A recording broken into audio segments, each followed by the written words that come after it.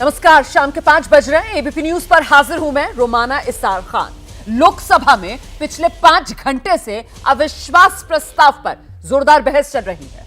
विपक्षी गठबंधन इंडिया की तरफ से गौरव गोगोई ने इस चर्चा की आज शुरुआत की और उसके बाद सौगत रॉय, सुप्रिया सुले, डिंपल यादव, अरविंद सावंत जैसे कुछ नेता जो बोल चुके हैं और दूसरी तरफ सरकार की तरफ से अब तक निशिकांत दुबे जिन्होंने चर्चा की शुरुआत की और उनके बाद श्रीकांत शिंदे, नारायण राणे, किरण रिजिजू जैसे दिग्गज अपनी बात रख चुके हैं और यह बहस अब अगले 2 दिन तक यूं ही चलेगी। लेकिन अब जो सवाल बना हुआ है वो ये है कि आखिर अविश्वास प्रस्ताव क्यों?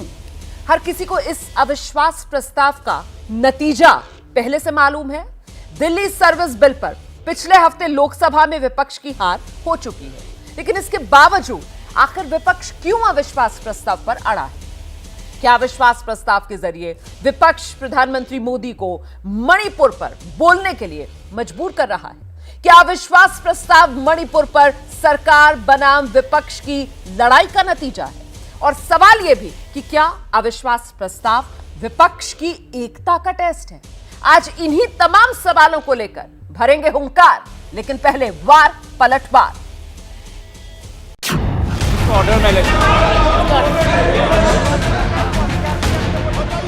सर, सुबह जहां तक मैं जानता हूं, सुबह आपके ऑफिस में एक चिट्ठी आया था सेक्रेटरी जनरल के ऑफिस में, श्री राहुल गांधी जी गौरव गोगोई स्थान पर बोल रहे हैं। क्या हुआ सर? हम तो राहुल गांधी जी के भाषण सुनने के लिए हम उत्सुक है सर। प्रधानमंत्री को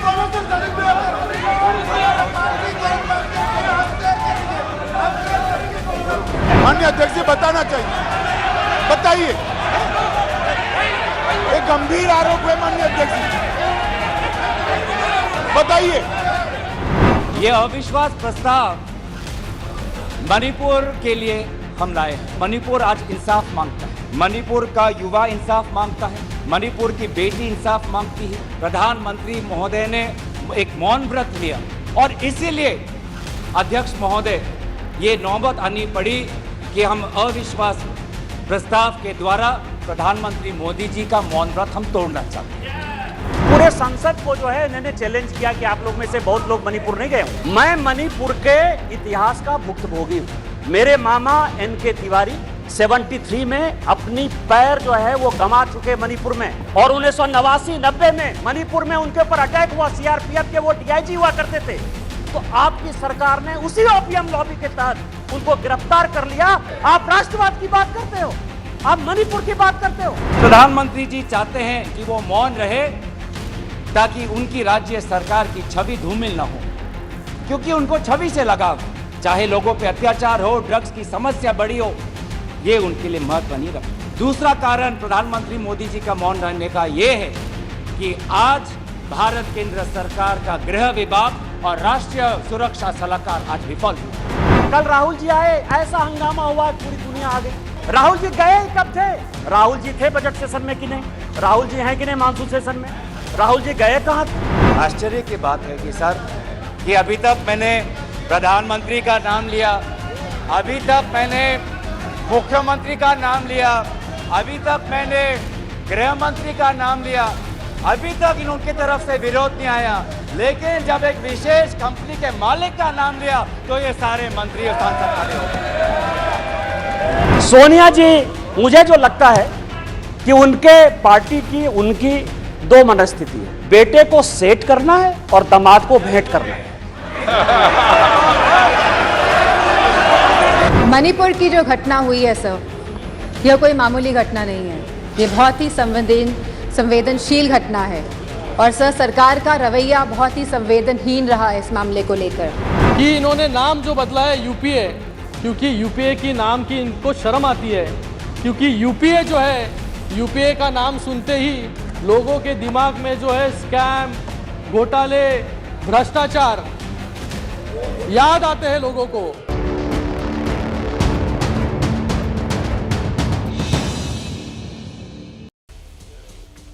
तो शो में आज खास मेहमानों से आपका परिचय कराते हैं। बीजेपी के प्रवक्ता सैयद जफर इस्लाम, चरण सिंह सापरा प्रवक्ता कांग्रेस पार्टी, अनुराग भदौरिया प्रवक्ता समाजवादी पार्टी, आप देख रहे हैं हमारे साथ इस वक्त मौजूद हैं। बहुत स्वागत आप सभी का। शुरुआत सापरा साहब आपसे करने जा रही हूं। ये अविश्वास पर जो घमासान है सर, ये इम्तिहान किसका है? क्योंकि नंबर के लिहाज से तो देश जानता है कि इसमें विपक्ष को कुछ हासिल नहीं होने वाला है, तो ये टेस्ट किसका सर? विपक्षी एकता का आप लोग अपना टेस्ट कर रहे हैं क्या इस अविश्वास प्रस्ताव के जरिए? देखिए रोमाना जी, आपने आज सारे दिन का जो पार्लियामेंट में किस्सा हुआ है वो जरूर देखा होगा, और उसमें गोगोई जी ने ये भी कहा कि हम प्रधानमंत्री का जो मौन व्रत है, मणिपुर को लेकर के जो प्रधानमंत्री जी का मौन व्रत है, हम उसको तोड़वाना चाहते हैं। यानी एक प्रधानमंत्री को 80 दिन लगे मणिपुर पर कुछ बोलने के लिए, वो भी सदन के बाहर बोले तो खाली मात्र 36 सेकंड के लिए वो बोले हैं। वहां पर इतनी बड़ी घटना होती है और इतनी सारी घटनाएं हो जाती हैं कि मणिपुर के मुख्यमंत्री खुद कहते हैं ऐसे तो महिलाओं का जो वहां पर बलात्कार हुआ है या जिस तरह से घुमाया गया, ऐसे 100 केस हुए हैं, और फिर उसके ऊपर प्रधानमंत्री का कोई रिएक्शन नहीं आता। सदन के अंदर विपक्ष रोज रोज कहता है कि हमें इस पर चर्चा करनी है, 267 के तहत करनी है, 184 के तहत करनी है, लेकिन ये चर्चा करने के लिए तैयार नहीं। तो प्रधानमंत्री क्यों भागना चाहते हैं मणिपुर से? प्रधानमंत्री को हम भागने नहीं देंगे। विपक्ष अपना दायित्व निभा रहा है। विपक्ष चाहता है कि देश के प्रधानमंत्री देश के ज्वलंत मुद्दों पर बोले, उससे भागे नहीं। अपने आप को मजबूत प्रधानमंत्री कहते हैं ना, तो फिर मजबूर क्यों नजर आ रहे हैं? मजबूत सरकार को मजबूर कर दिया अविश्वास प्रस्ताव लाकर विपक्ष ने कि मणिपुर के मुद्दे पर जो चर्चा हो नहीं पा रही थी, चर्चा हो, प्रधानमंत्री बोले सदन के भीतर। देखिए, झूठ भी इतना ही बोलना चाहिए जो पच जाए। जिस तरह के झूठ फैला रही है वो सबको पता है, देश की एक एक जनता को पता है कि हम मणिपुर पे चर्चा करना चाहते थे। ये रूल नंबर 276, 266, 167, 176, 267 यही करते रह गए। हकीकत है कि ये कभी नहीं चाहते थे चर्चा करना। फिर इवेंचुअली जो बहुत ज्यादा स्मार्ट बनता है तो सेल्फ गोल कर जाता है, गलतियां करी जाता है। इन्होंने सेल्फ गोल करके नो कॉन्फिडेंस पर बुलाया, ये जानते बूझते भी कि कॉन्फिडेंस मोशन में का अर्थ यहाँ पर यही है कि सारे मुद्दे पे चर्चा किया जाए। सर, तो मैं आपसे ये जानना चाहती हूँ सैयद जफर इस्लाम साहब, मैं उसके बाद चर्चा आगे बढ़ा दूंगी, लेकिन आपने अभी एक शब्द का इस्तेमाल किया कि साहब विपक्ष ने सेल्फ गोल कर दिया। मतलब वो एक कहावत है ना कि सियाना कौवा, मैं आगे नहीं कहूंगी कहावत में क्या है, तो सर सेल्फ गोल वाला जो आप बात कर रहे हैं विपक्ष के लिए, वो क्या आपको लगता है? सेल्फ गोल कैसे? देश की जनता के सामने दो चीजें बहुत साफ दिख रही है, एक अभी दिख रही है और एक दूसरी दिखने जाएगी। पहली चीज जो है कि विपक्ष जो नाटक कर रहा है, जो स्टंट कर रहा है, वो पूरे तरह से उस पर विफल हो चुका है, इसलिए कि मणिपुर पे चर्चा हम करना चाहते थे, बल्कि एक लेटर भी लिखा था। तो ये झूठ लोगों को पता है कि कहा था कि समाज की कोई बाधा नहीं होगी, हम पूरा चर्चा करेंगे, लेकिन फिर भी इन्होंने चर्चा नहीं किया। दूसरी बात जो मैं कहना चाह रहा सेल्फ गोल, इन्होंने हमें ये नो कॉन्फिडेंस मोशन बुला के सभी चीजों पे चर्चा, तो हमारा यहाँ पर अपने आप को डिफेंड नहीं कर रहा है। हम तो इतने नंबर है, डिफेंड वेट करने की बात थी, हम इन्हें एक्सपोज करेंगे तो ये पूरे तौर से एक्सपोज हो जाएंगे। इनका जब 10 तारीख को आखिरी भाषण होगा, उस दिन वो इनको खुद समझ में नहीं आएगा कि सदन में बैठे कि सदन से बाहर चले जाए, इसलिए कि पूरे तौर से एक्सपोज होंगे, आंख नहीं मिला पाएंगे, they will be ripped apart. ठीक है सैयद जफर इस्लाम साहब, जो बात आप कह रहे हैं, ठीक है, जवाब देना चाह रहे हैं सापरा साहब, 30 सेकंड का समय आपको दे रही हूं सर जवाब देने के लिए, उसके बाद बाकी मेहमानों का रुख करूंगी। जल्दी से 30 सेकंड में सापरा साहब टाइमर ले आइए। देखिए रोमाना जी, इतने सारे सवाल हैं कि देश के प्रधानमंत्री या अमित शाह या जेपी नड्डा साहब ने, जो एक फेलियर मुख्यमंत्री है, जो एक फेलियर सरकार है, उस मुख्यमंत्री के ऊपर कोई कार्रवाई क्यों नहीं की? उस मुख्यमंत्री को अभी तक हटाया क्यों नहीं? जिस मुख्यमंत्री की सत्ता के अंदर 6 लाख से ज्यादा बंदूक की गोलियां चोरी हो जाती हैं, कम से कम 1000-1500 के करीब बंदूकें चोरी हो जाती हैं, जहां पर 5000 लोग घर से बाहर हो जाते हैं, कैंपों में बैठे हैं, जहां पर 150 से ज्यादा लोगों की मृत्यु हो जाती है, वहां पर यह डबल इंजन की सरकार का फेलियर नहीं है तो क्या हुआ? तो ये डबल इंजन की सरकार के फेलियर को बचाने के लिए प्रधानमंत्री जी ने मौन व्रत धारा था। हम विपक्ष यही मांग कर रहा है कि मुख्यमंत्री को हटाया जाए और प्रधानमंत्री देश को बताएं कि उन्होंने मौन व्रत क्यों धारा है और वो किस तरह से मणिपुर की स्थिति सुधारेंगे, किस तरह से मणिपुर के जख्मों पर मरहम लगाएंगे और मणिपुर से जो पूरे विश्व में भारत की छवि खराब हुई है उसको किस तरह से सुधारेंगे। ठीक है सापरा साहब, मैं माधव आनंद का रुख करूंगी, महासचिव हैं आरजेएलडी के, वो भी अब हमारे साथ जुड़ गए। माधव जी, बहुत स्वागत आपका चर्चा में। यहां चर्चा इस बात को लेकर हो रही है कि साहब अविश्वास प्रस्ताव विपक्ष लेकर आया है, नंबर उसके पास है नहीं। आपने सुना सैयद जफर इस्लाम साहब कह रहे हैं कि साहब हम विपक्ष को एक्सपोज कर देंगे, लेकिन कांग्रेस पार्टी जो हुंकार भर रही है और कह रही है कि साहब इतनी नाकामियां सरकार की सिर्फ और सिर्फ मणिपुर के मुद्दे पर ही अगर बात की जाए, जो सवाल अभी रख रहे थे सापरा साहब कि खुद सरकार एक्सपोज हो जाएगी। माधव आनंद। माना जी, देखिए सेमीफाइनल मैच तो हम लोग जीत चुके हैं। आदरणीय प्रधानमंत्री जी ने आज कहा कि सेमीफाइनल मैच हम लोग जीत गए। फाइनल मैच जो है अभी चल रहा है। फाइनल मैच का रिजल्ट क्या होगा वो पूरे भारतवर्ष की जनता को पता है। अब विपक्ष अविश्वास प्रस्ताव इसलिए लाता है, कहता है कि मणिपुर पे डिस्कशन सरकार नहीं चाह रही है, जबकि केंद्र सरकार, एनडीए की सरकार, आदरणीय प्रधानमंत्री जी यानी बहुत ही गंभीर हैं इस विषय को लेकर और चाहते हैं कि इस पे गहन चर्चा सदन में हो। और भारतवर्ष की जनता भी जानना चाहती है कि आखिर मणिपुर की स्थिति कैसे बनी है, क्या कारण थे कि इस तरह की स्थिति बनी है। लेकिन आज पूरे अविश्वास प्रस्ताव में रुमाना जी, मैं सुबह से देख रहा हूं, लोकसभा का सत्र देख रहा हूं, जितने विपक्ष के नेता ने अभी तक जो है अपना संबोधन में जो बातें रखी, मणिपुर की चिंता किसी को नहीं मैंने देखा। मणिपुर पे चिंता किसी ने जाहिर नहीं की, मणिपुर पे बहुत ज्यादा डिस्कशन नहीं हुआ, तमाम अन्य बिंदुओं को उठाने का काम जो किया है। मुख्य 3 सवाल जो अभी यहाँ पर सापरा साहब भी रख रहे थे, तो गौरव गोगोई की तरफ से रखे गए ना, वो मुख्य 3 सवाल हैं जो कांग्रेस की तरफ से रखे गए मणिपुर को लेकर। और मैं आपसे एक सवाल पूछना चाहती हूँ सर, कि ये चाहे दिल्ली वाला कानून जो बिल आया और पास हो गया वो हो, या फिर ये मणिपुर जैसे संवेदनशील मुद्दे पर चर्चा के लिए विपक्ष की तरफ से लाया गया अविश्वास प्रस्ताव हो, मतलब राजनीति में अब ये तमाम मुद्दे जो हैं वो सिर्फ चुनाव के नजरिए से सेमीफाइनल मैच जीत गए, फाइनल मैच जीत जाएंगे, बस यहीं तक सीमित रह गई है क्या सर सोच नेताओं की? देखिए ये तो विपक्ष की चाल थी। देखिए विपक्ष जिस मुद्दों को लेकर और विश्वास प्रस्ताव लाए, रुमाना जी वही मैं बार बार कह रहा हूं, सब विपक्ष को भी पता है कि नंबर किसके पास है, संख्या बल किसके पास है। मोदी जी के पास जैसे इतनी संख्या बल है, विपक्ष चाह के भी कुछ नहीं कर सकता। यह जानते हुए भी सदन का टाइम बर्बाद करना और विश्वास प्रस्ताव लाना सिर्फ कि मुझे मणिपुर पे चर्चा करनी है।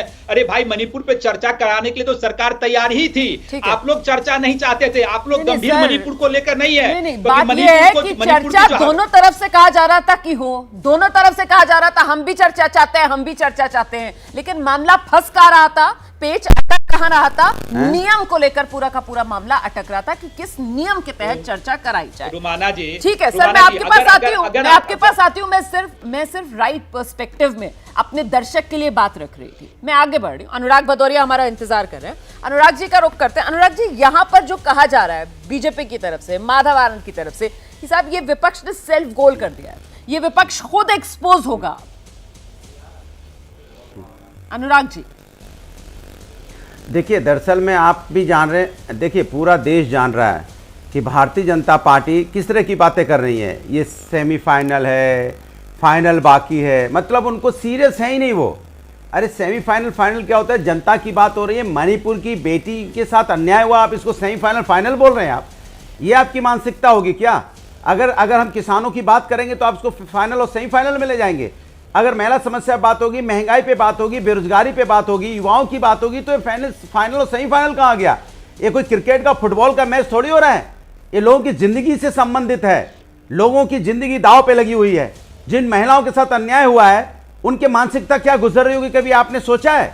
और आप उसको मैच बनाने की कोशिश कर रहे हैं। हम आपसे कह रहे हैं कि आप रूल 267 के अंदर में चर्चा करवाइए। असीमित समय के लिए चर्चा होनी चाहिए थी, जो इतने दिनों तक आपने पार्लियामेंट को चलने नहीं दिया, क्योंकि आप चर्चा करना नहीं चाहते थे। जब हम मणिपुर की बात करते थे तो आप पश्चिम बंगाल भाग जाते हो, राजस्थान भाग जाते हो, बिहार भाग जाते हो। अरे भाई, आपको जिस पे चर्चा करना है कराइए। इस देश की महिला चाहे पश्चिम बंगाल की हो, चाहे राजस्थान की हो, चाहे बिहार की हो, ठीक है, अगर उनके सम्मान के लिए कोई भी ठेस पहुंच रही है तो अगर उसमें मणिपुर भी है तो उसमें चर्चा होगी तो होनी चाहिए। आप भागते क्यों चर्चा से? क्यों भारतीय जनता पार्टी महिला सम्मान के लिए मैदान में नहीं आती चर्चा करने के लिए? क्यों वो मैदान छोड़ के भागती? क्यों पार्लियामेंट छोड़ के भागती? क्यों पार्लियामेंट नहीं चलने देती? क्या उनके मन में चोर है? क्यों महिला सम्मान की बात नहीं करना चाहते? क्या उनके अंदर में महिला सम्मान की कहीं ना कहीं वो हम कहते हो भावनाएं नहीं है? भाई आप उसमें बहस कर रहे हो, बैठ के टीवी डिबेट में बहस कर रहे हो, पार्लियामेंट के अंदर में लोग वहां चर्चा नहीं होने देते। आखिर महिला सम्मान में चर्चा कराने के लिए इतना चिल्लाना क्यों पड़ रहा है विपक्ष को? ये तो आपको भी समझना चाहिए। मैं जवाब ले लेती हूं, भारत माता की बात, मैं जवाब ले लेती हूं, देश की बेटियों की सैयद बात हो रही जफर है। इस्लाम साहब, अभी आप कह रहे थे कि साहब हम विपक्ष को एक्सपोज करेंगे और आप देखिएगा किस तरीके से they will be ripped off 10th of August जब प्रधानमंत्री नरेंद्र मोदी जवाब देंगे। लेकिन मेरा सवाल यह है सर कि मामला जो है वो मणिपुर और महिला अस्मिता का, जिसको लेकर बीजेपी की तरफ से राजस्थान, छत्तीसगढ़ का जिक्र किया जा रहा था। लेकिन अभी जब अनुराग भदौरिया बोल रहे थे तो मुझे ध्यान आया कि डिंपल यादव आज जब सदन में अपनी बात रख रही थी तो उन्होंने कहा है, इस बात का जिक्र किया कि साहब राजस्थान की बात करते हैं, छत्तीसगढ़ की बात करते हैं, मध्य प्रदेश और उत्तर प्रदेश को कैसे भूल सकते हैं? मध्य प्रदेश और उत्तर प्रदेश की भी बात कीजिए ना, यूपी।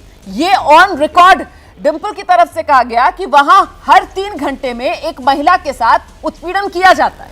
तो इस तरीके के आंकड़े अगर रखे जाएंगे सर और विपक्ष ये धारदार हमले करेगा तो कहीं उल्टे आपके गले की फांस तो नहीं बन जाएगा या अविश्वास प्रस्ताव? कहीं सत्ता पक्ष तो नहीं एक्सपोज होने वाला है? देखिए, ये सत्ता पक्ष को क्या एक्सपोज करेंगे, इनको पूरे तौर से मौका दिया गया था। और इनको ये भी बता दें, ये इतनी बातें कर रहे हैं कि प्रधानमंत्री जी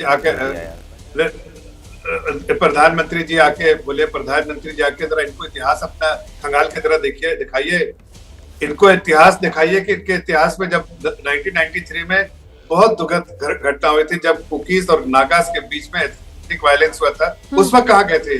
540 लोग अपनी जान गंवा दिए थे, लेकिन कोई प्रधानमंत्री नहीं, कोई गृह मंत्री नहीं, ना कोई एमओएस गया था। एक एमओएस उस वक्त राजेश पायलट थे, वो भी मात्र 3.5 घंटा के लिए गए, 2 घंटा एयरपोर्ट में बैठे, 1.5 घंटा वो सीधे बस गवर्नर के यहाँ खाना पीना खा के और बातचीत करके निकल गए।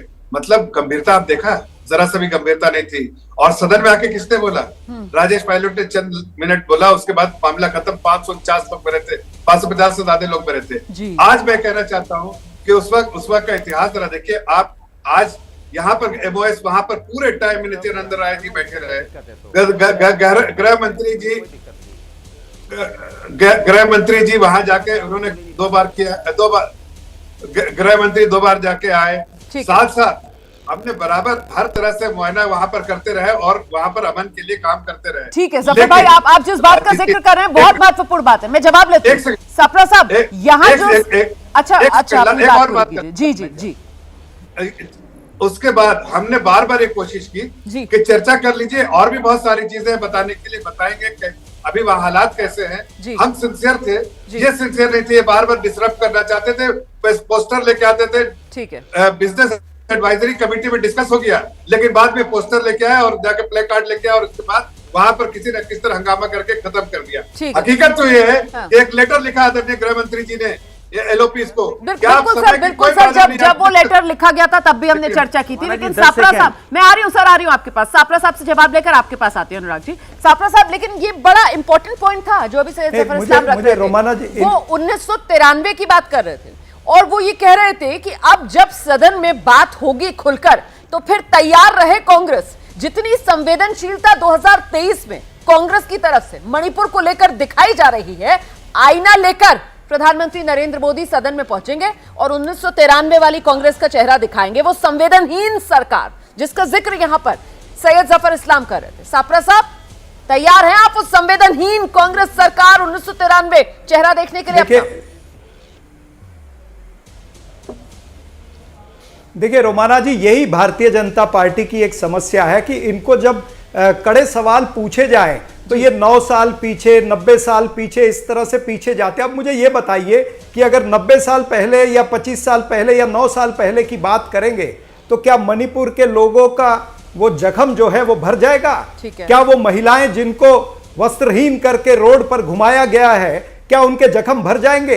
क्या मणिपुर के घर जो उजड़े हैं, क्या वो घर बस जाएंगे? क्या जिन लोगों की मृत्यु हुई है वो लोग वापस आ जाएंगे? ये बताने से कि पहले भी इस तरह से हुआ था, तो ये भारतीय जनता पार्टी का चाल चरित्र चेहरा ये एक्सपोज होगा कि जहां पर ये फंसते हैं वहां पर ये पुराने इतिहास में जाकर के बात करेंगे और अपनी जान छुड़ाने का काम करेंगे।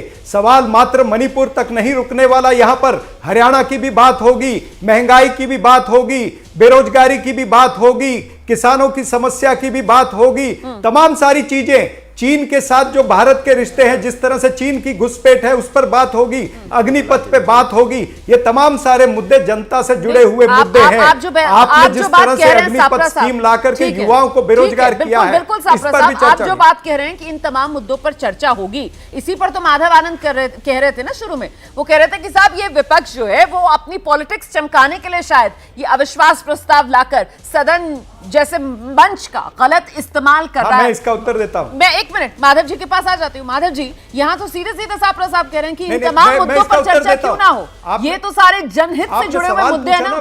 नहीं सर एक सेकंड, आपने जवाब दिया, उसी वजह से मैं जा रही हूँ माधव आनंद के पास। आपने कह दिया ना कि ये सारे जनता से जुड़े हुए मुद्दे हैं, इन पर सदन में चर्चा होगी, लेकिन माधव आनंद तो कह रहे थे कि साहब सदन का समय बर्बाद हो रहा है। माधव आनंद जी, आपको लगता है कि सदन का समय बर्बाद हो रहा है इन जनहित के मुद्दों पर अगर सदन में चर्चा हो रही है?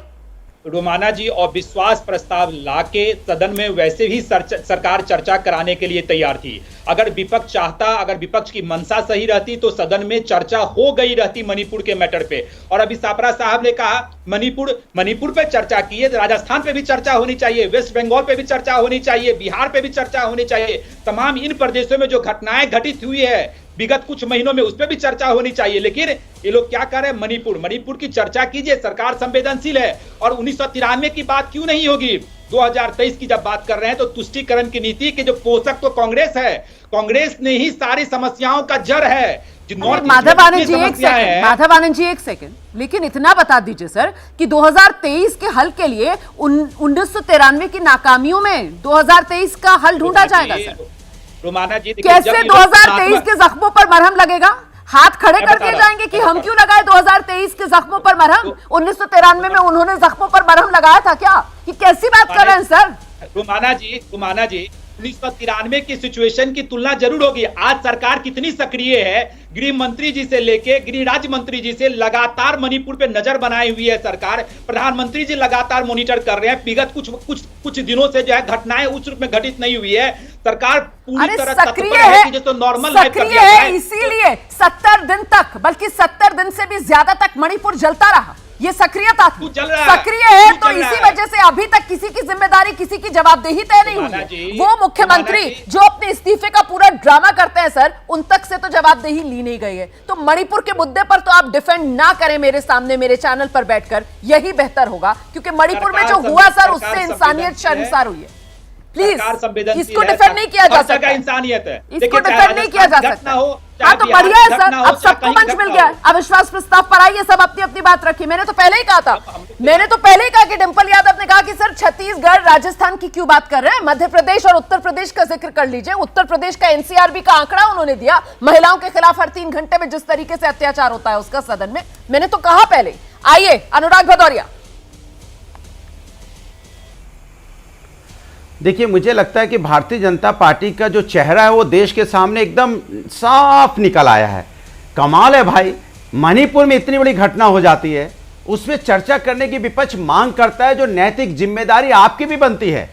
ये देश की बेटियां हैं, ये कोई ऐसा तो नहीं विपक्ष इस पे, बेटियां तो देश की है ना। हम उन देश की बेटियों की समस्या की बात कर रहे हैं, उनके ऊपर अन्याय हो रहा है उसकी पे चर्चा करना चाहते हैं, और आप उसमें राजनीति करना चाहते हैं। फर्क कितना है? आप बेटियों के समस्या जिन पे अन्याय हो रहा है उस पर राजनीति करना चाहते हो, या उसकी समस्या के समाधान से बचना चाहते हो। हम उस पर राजनीति नहीं करना चाहते, हम आपका ध्यान ले जाना चाहते हैं कि देखिए किस तरह से अन्याय हो रहा है, चाहे किसी स्टेट की बात हो।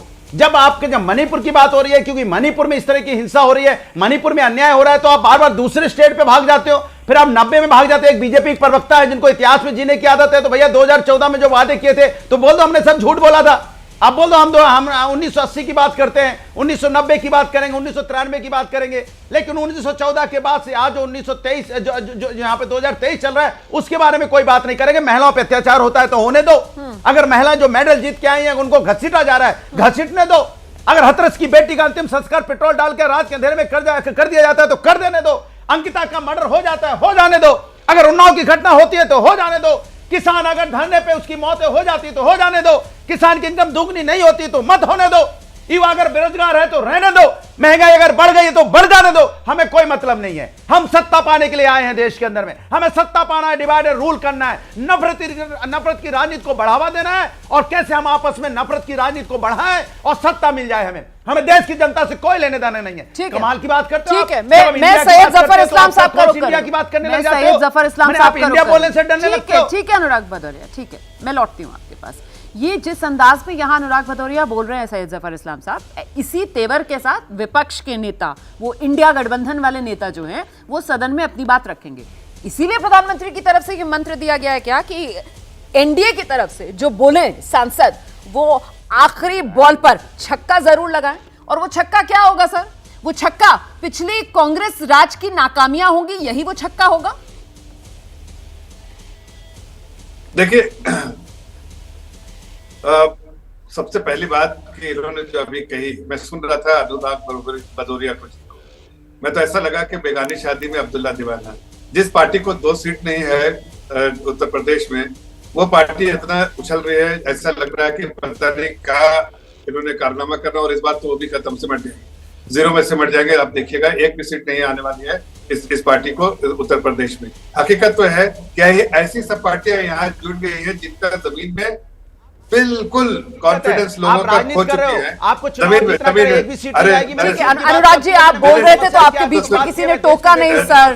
सर प्लीज, मेरे शो में कोई टोकता नहीं है सर। प्लीज, मैं दोबारा आपके पास आऊंगी तो आप जवाब दे दीजिएगा सर। मैं 30 सेकंड आपको समय दे दूंगी रिबाटल के लिए। आवाज कम कीजिए प्लीज अनुराग जी की। मैं 30 सेकंड का उनको टाइमर लगाकर समय दे दूंगी आगे। प्लीज आइए सैयद जफर इस्लाम साहब, अपनी बात रखिए।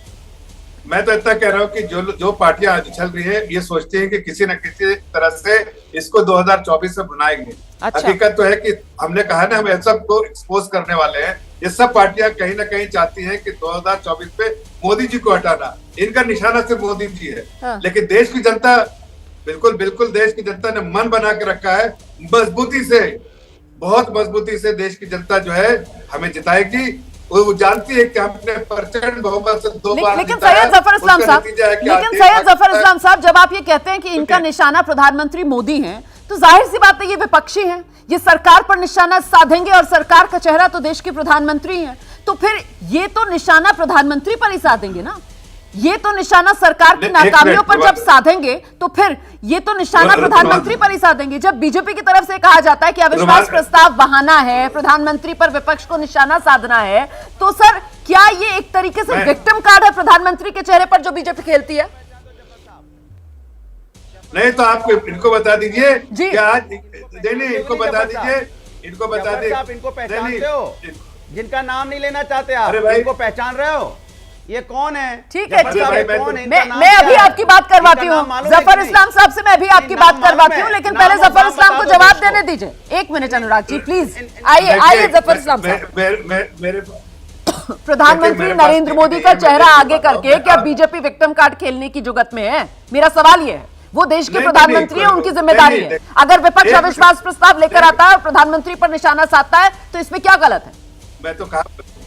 मैंने कहा गलत है? आपने नो कॉन्फिडेंस लेकर आए हैं, चर्चा होगी, चर्चा करेंगे, चर्चा में एक्सपोज होंगे वो। आपने नो कॉन्फिडेंस मोशन, मैंने कहा ना, उन्होंने सेल कॉल किया है, उन्होंने नो कॉन्फिडेंस मोशन पर बुलाया है। हम तो चर्चा करना चाहते थे मणिपुर पे, उन्होंने चर्चा नहीं किया, उन्होंने डिस्टर्ब किया पार्लियामेंट। अब उन्होंने नो कॉन्फिडेंस मोशन दिया है तो सरकार को कटघरे में खड़ा किया है, तो सरकार जवाब देगी। और उसी जवाब देने में सारे लोग ये जो अपने अपनी राजनीति चमकाने के लिए जो कर रहे हैं कोशिश, ये सारे वही पस्त हो जाएंगे। इसलिए कि पस्त होना उनका लाजमी है, इसलिए सारे। मैं जवाब लेती हूँ सापरा साहब, मणिपुर सिर्फ और सिर्फ बहाना है, 24 के लिए राजनीतिक जुगत सजाना है, और ऐसे में तमाम मुद्दों को हाइप देने के लिए अविश्वास प्रस्ताव ले आओ, सदन में तमाम मुद्दों को लेकर सरकार की घेराबंदी करो। इससे अच्छा मंच क्या मिलेगा? सापरा साहब, यही रणनीति है इंडिया विपक्षी गठबंधन की?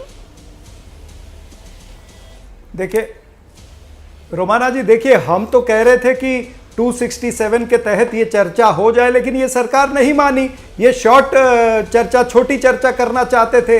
अब विपक्ष के पास में और कोई साधन बचता नहीं था, इसलिए ये अविश्वास प्रस्ताव आया है। और जब अविश्वास प्रस्ताव आता है तो सरकार की हर नाकामी को बताने का प्रयास वहां पर होता है। तो निश्चित रूप से विपक्षी दल जितने भी हैं वो विपक्षी नेता वहां पर सरकार की नाकामियों को बताएंगे। लेकिन मुझे हैरत है कि पैनल पर जो बीजेपी के प्रवक्ता बैठे या जो आरजेएलडी के प्रवक्ता बैठे हैं कितने संवेदनहीन हैं। हम गिनाना चाहते हैं कि भाई इतनी महिलाओं का वहां पर बलात्कार हुआ है, इतनी बंदूकें चोरी हुई हैं, इतनी गोलियां चोरी हुई हैं, वो किस पे गोलियां चलेंगी। वहां पर Assam rifle versus Manipur police झगड़ा चालू हो गया है, सीमावर्ती इलाका है, देश की सुरक्षा, देश का आंतरिक और बाहरी सुरक्षा का मामला है। ये सरकार और सरकार के प्रवक्ता संवेदनहीन है। वो सेमीफाइनल की बात करते हैं, वो समाजवादी को कहते हैं कि आपके वहां पर पार्लियामेंटेरियन कम है। ये किस तरह से बातें करते हैं। हम देश की बात करते हैं, देश के लोगों की बात कर रहे हैं, गरीब लोगों की बात कर रहे हैं, जनता के मुद्दों की बात कर रहे हैं, और इनको सेमीफाइनल और फाइनल में रुचि है। ये आपको जनता बताएगी 2024 के अंदर जो आपको हिमाचल और कर्नाटक में उत्तर मिला। AK-47 जैसे हथियार जो है वो लूट लिए गए, कोई जवाबदेही, कोई जिम्मेदारी। खैर, अब सदन में जब चर्चा होगी तो इंतजार रहेगा कि इन तमाम सवालों को लेकर क्या जवाब मिलता है। माधव आनंद जी, जवाब मिलेगा इन तमाम सवालों को लेकर मणिपुर के मुद्दे पर, या फिर जिस तरीके से आपने कहा कि साहब सारे मुद्दे खोल दिए हैं, सारे मोर्चे विपक्ष ने खोल दिए, इसी तरीके से सारे मोर्चे खोलते हुए सत्ता पक्ष की तरफ से बस घेराबंदी करके अविश्वास प्रस्ताव पर वोटिंग हाथ झाड़ लिए जाएंगे? माधव आनंद जी। कुमाना जी, सरकार पूरी तरह गंभीर है। मणिपुर में जितनी घटनाएं घटित हुई है सरकार उस पर नजर बनाई हुई है, और निश्चित रूप से जो भी उचित कदम उठाना हो सरकार उठा रही है और आगे भी उठाएगी। मैं विपक्ष के लोगों से कहना चाहता हूं कि राहुल गांधी की तरह आदरणीय प्रधानमंत्री जी नहीं है जो चाइना के एम्बेसडर से जाके चोरी छिपे मिल लेते हैं, देश को अपमानित करने का काम यूएस में करते हैं, कहते हैं लोकतंत्र खतरे में है, जुडिशरी पे कभी उंगली उठाते हैं, कभी संवैधानिक संस्थाओं पे उंगली उठाने का काम करते हैं। तो राहुल गांधी को ये पाठ पढ़ाना स्टार्ट करें। भगौरा ये लोग हैं, भगौरा एनडीए के लोग नहीं है। एनडीए के लोग सदन में पूरी तरह चर्चा चाहते हैं, इनके एक एक मुद्दे पे गंभीरता से हमारे नेतागण जवाब देने का काम करेंगे और पूरी विपक्षी एकता एक्सपोज हो जाएगी। 2 दिन का टाइम दीजिए, पूरी विपक्षी एकता एक्सपोज हो जाएगी। ये विपक्षी एकता एक्सपोज हो जाएगी, मुझे लगता है इस पर जल्दी से अनुराग भदौरिया जवाब दे दीजिए, क्योंकि बार बार सत्ता पक्ष की तरफ से कहा जा रहा है कि साहब ये अविश्वास प्रस्ताव सरकार को घेरना या सरकार की नाकामियां सत्ता पक्ष कह रही, वो तो कुछ है नहीं, वो सब बताना मकसद नहीं है। अविश्वास प्रस्ताव लेकर आना मतलब ये जो इंडिया गठबंधन है सदन में, इसका टेस्ट आप लोग कर रहे हैं सर? देखिए, आपने देखा कि भारतीय जनता पार्टी को हार का डर किस तरह सता रहा है, असहाय जैसा महसूस कर रही है। क्या कहती है? विपक्ष के नेता चाइना के एम्बेसडर से मिल रहा है। अगर मान लो कोई भी विपक्ष का नेता, कोई व्यक्ति अगर देश के खिलाफ काम कर रहा है तो आप तो सरकार में है प्रभु, उस पर कार्रवाई कीजिए, ठोक के कार्रवाई कीजिए। आपको किसने रोका है? आप सिर्फ शिकायत करते हो, इसके मतलब आपके हाथ में कुछ नहीं है।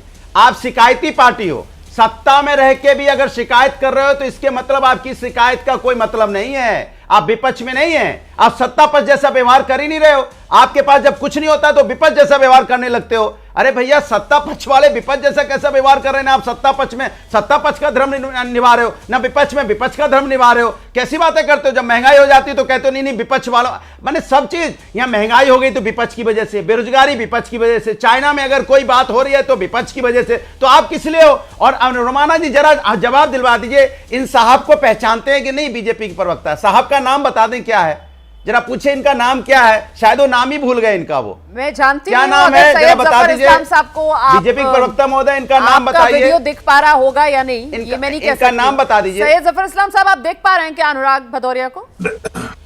जफर साहब देखिए, मैं बहुत देर से सुनिए, ये क्या है जफर साहब? ठीक है, ठीक है जफर साहब, ये क्या है? अनुराग जी जवाब दे रहे हैं वो, प्लीज अब जवाब सुन लीजिए। जफर साहब सुनिए, सुनिए जवाब दे रहे हैं। नाम लेने से डरते हैं, ये नाम नहीं लेना चाह रहे हैं। टमाटर का टा बोलने से डर रहे हैं, क्योंकि जैसे टमाटर पूछे बोलेंगे हम जनता की आवाज बन के पूछेंगे। सैयद जफर इस्लाम साहब, सैयद जफर इस्लाम साहब, ये टमाटर हाथ में पकड़कर जिस तरीके से वार विपक्ष की तरफ से बीजेपी पर किया जा रहा है सर, ये महंगाई का मुद्दा है, आप भी इस बात को समझते हैं। मैं आपसे जानना चाहती हूँ कि तमाम मुद्दे, जब ये मुद्दे सदन में गूंजेंगे और जब जवाब आप लोगों की तरफ से दिया जाएगा, सर सवाल बड़ा सीधा है मेरा कि ये 24 की चुनावी बिसात तय करने वाली चर्चा हो रही है विश्वास प्रस्ताव पर इस बार सदन में। देखिए रुमाना जी, आपको पता है कि वीडियो आपके यहाँ से नहीं आ रहा है। जी जी, कुछ तकनीकी कारण के ऐसे वीडियो नहीं आ रहा, मैं नहीं देख पा रहा हूँ। लेकिन चूंकि आपने बताया टमाटर के बारे में, ये टमाटर लेके आज नाटक कर चलो रहे मैं हैं। बोल रहा हूँ, मैं उनसे टमाटर है, 15 अगस्त के बाद टमाटर है, टमाटर फिर- मैंने प्लीज बता अनुराग दिया, जी, टमाटर इसका अभी भाव उन्होंने बता दो। आपकी बात आप ही की बात में जवाब दे रहे हो। अनुराग जी की, अनुराग जी मुझे आपकी आवाज थोड़ी कम करवानी पड़ेगी, वीडियो नहीं आ प्लीज रहा। कम कीजिए, मेरे साथ स्क्रीन पर लेकर आइए सैयद जफर इस्लाम साहब को। आइए जफर भाई, आइए प्लीज। मैं तो कह रहा कि देखिए टमाटर के बारे में ये जो आज इस तरह की नाटक कर रहे हैं, इनको भी आज पूछिए कि आज 1 साल पहले मई में इस टमाटर का दाम जो है बराबर जो है जुलाई में बढ़ जाता है। पूरे साल का चार्ट बोलिए तो मैं दिखा देता हूँ, पूरे साल का, हर साल का है, चाहे कोई भी साल हो। ये नहीं बोलेंगे कि यूपीए के 10 साल उसको किनारे कर देते हैं बात को, क्योंकि इस बार जो एस्टिमेट है कि साहब टमाटर जो है वो 1 किलो 300 के पार चला जाएगा, उसको अभी नहीं हम चर्चा में लेकर आ रहे हैं। मैं आपसे ये पूछ रही हूँ सर, ये अविश्वास प्रस्ताव पर जो चर्चा हो रही है, आपसे ही सवाल पूछ रही हूँ, ये अविश्वास प्रस्ताव पर जो चर्चा हो रही है, विपक्ष आरोप लगाएगा, सत्ता पक्ष जवाब देगा, जो आप पहले कह रहे थे कि साहब ये सेल्फ गोल कर दिया इन्होंने अविश्वास प्रस्ताव पर चर्चा की मांग करके। मैं ये जानना चाहती हूं, ये 24 के लिए नैरेटिव यहीं से सेट हो जाएगा? देखिए सेमीफाइनल हार चुके हैं, फाइनल में इनकी हार पक्की है। देश की जनता जान रही है कि अभी ये टमाटर सीजनल फैक्टर, चूंकि टमाटर की बात सीजनल फैक्टर है। 15 अगस्त के बाद ये जरा उठा के देखा, हाथ में टमाटर लेके नहीं घूमेंगे।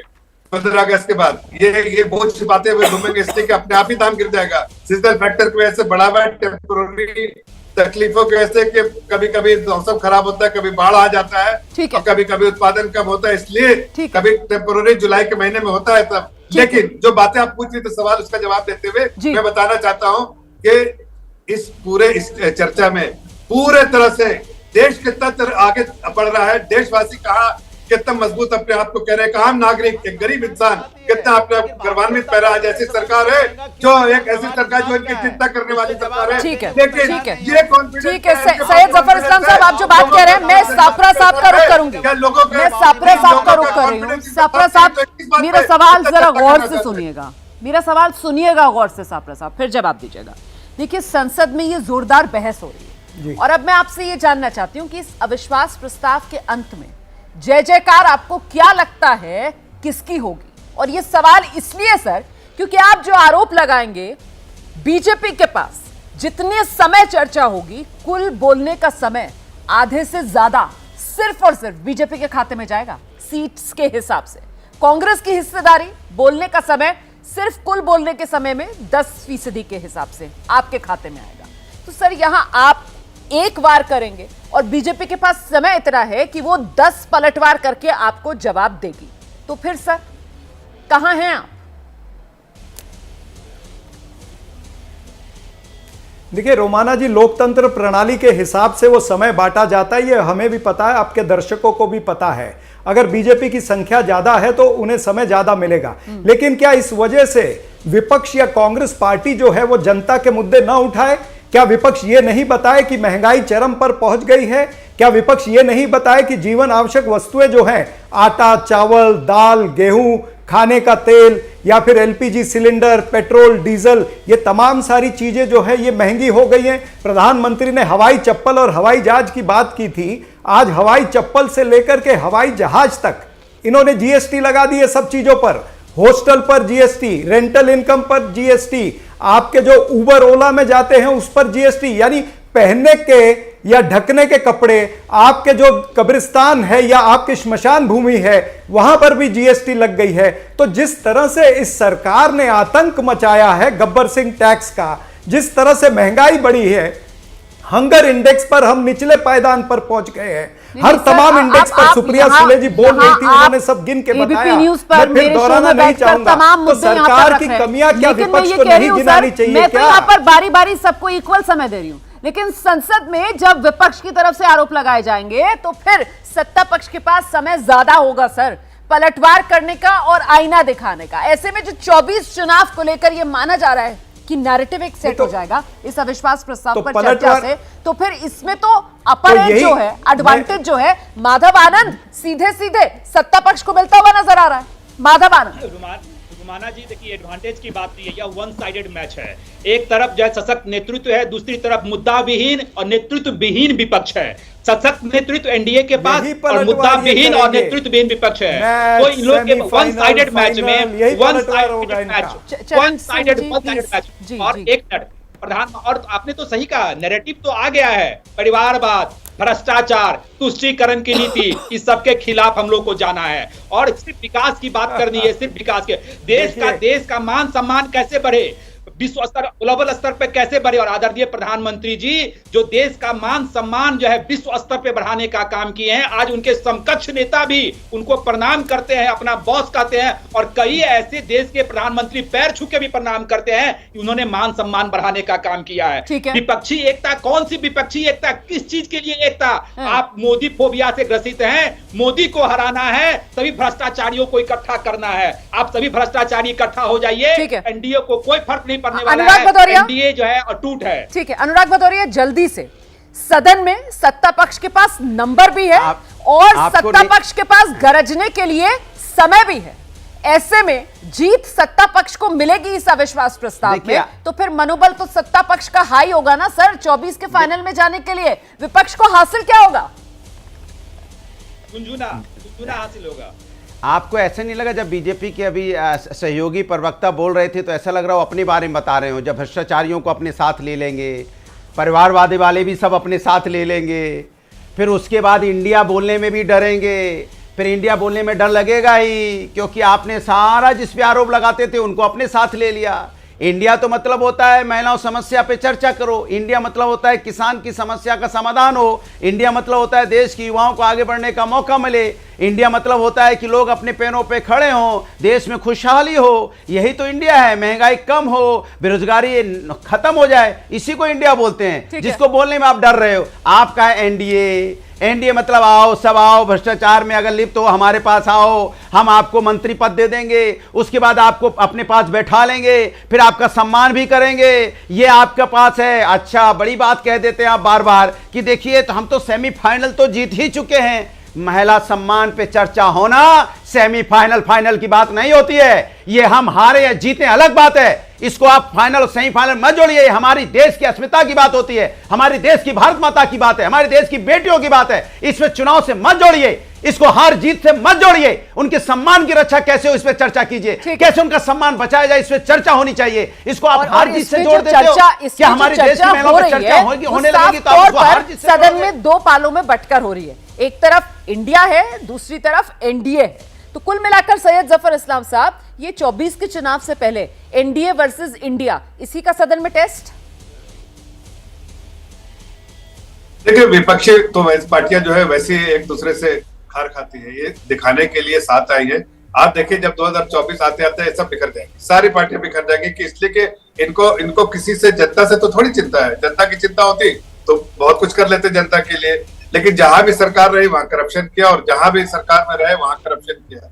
बात जनता ने इनको बिल्कुल खारिज कर दिया है। 2024 आने तक ये आपस में जो सत्ता की लड़ाई और जो भूख पे जो इनको साथ आए हैं, वही लगेगा कि कोई दूसरा हमसे बड़ा हो रहा है तो अपना हाथ छोड़ देंगे, अपना हाथ खींच लेंगे।